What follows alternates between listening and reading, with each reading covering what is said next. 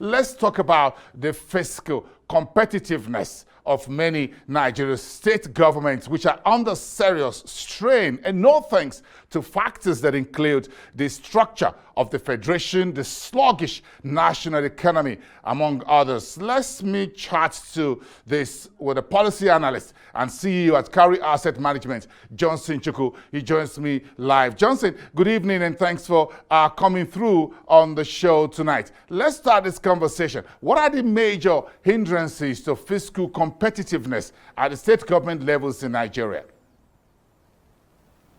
Thank you, Bosse, for having me. I think the greatest challenge to fiscal competitiveness of the subnational in the country is the structure of our political system, the structure of our federation. We are actually not practicing fiscal federalism. We have a system where the states were created as distribution centers and not as productive centers. So you had states were fragmented based on the need to distribute national resources instead of creating states so that they will be centers for economic creation or value creation. And over time, by the time we got to 36 states, you realize that many of the states were created without any thinking, any thought to how they can be self-sustaining.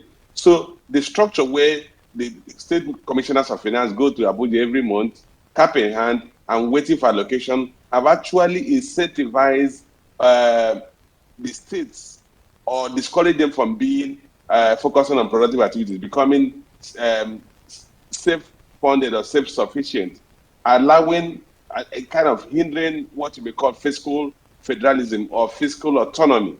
Because as long as you're getting handouts, you will not have any compelling need to work. Unlike what we have in other countries where we copied our federation, like the US, where the federating units are responsible for their physical framework and generate their own revenue and contribute to the center. But fortunately, our own system is so that the states rather go capping hand to the center and collect handouts with which they run their subnational governments.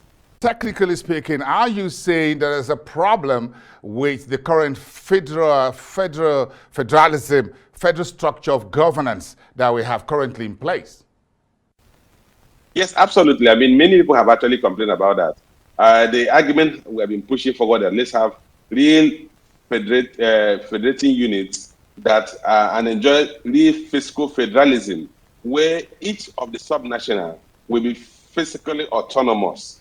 They should be able to generate their revenue and they should be able to be responsible for investing in their state so that to incentivize productive activities. Situation where state governments are not relying on revenue generated from their states for the rest of the states have discouraged them from building structures that will support economic activities within their states, and has also discouraged them from actually even driving tax revenue, because once a state government relies on tax revenue to run its operation, it will do everything possible to ensure that the citizens in that state earn enough revenue, enough income, are in positions to be gainfully employed, to earn their salaries so that the state government can tax them and be able to generate revenues to run its operation. But if the state governments are relying on distribution of revenue from extractive income, extractive activities that are not coming from the states, they have no incentive. Yes. But then here is a state like Lagos, for example. So, when you talk about fiscal competitiveness.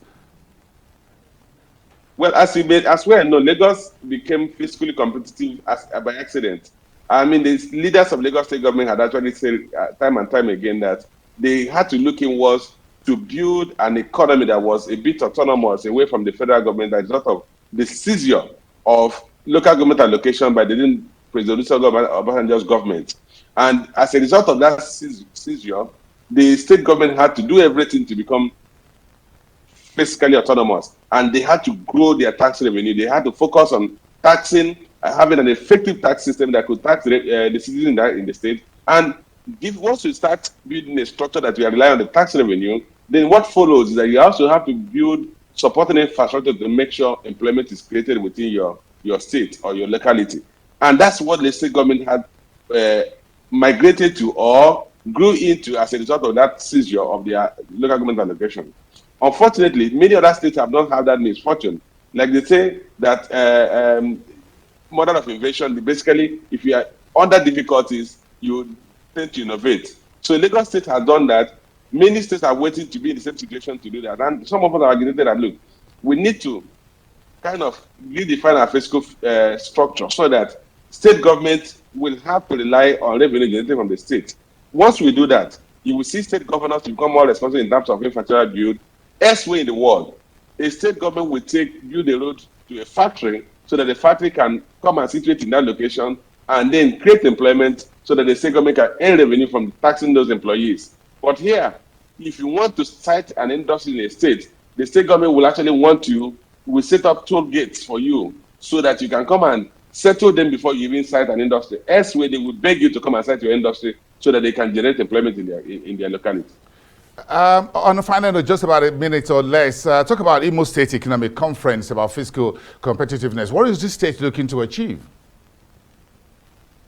Well, what the state wants to achieve, the state wants to be fiscally autonomous. The state wants to leverage on its natural economic competitiveness areas, because the state, one of the states, is located at the center of the southeast. The state is a major hub for hospitality industry. The state has a lot of natural resources, such as gas, such as crude oil, that is want to leverage on and become a state that will galvanize economic industrial activities so that it can leverage on the availability of gas to set up industries, to allow industries to spring up. It wants to ride on the multiplicity of the hospitality industry to create an entire value chain. It wants to build businesses that are going to draw on the technological contribution or technical knowledge of the higher institutions in the state.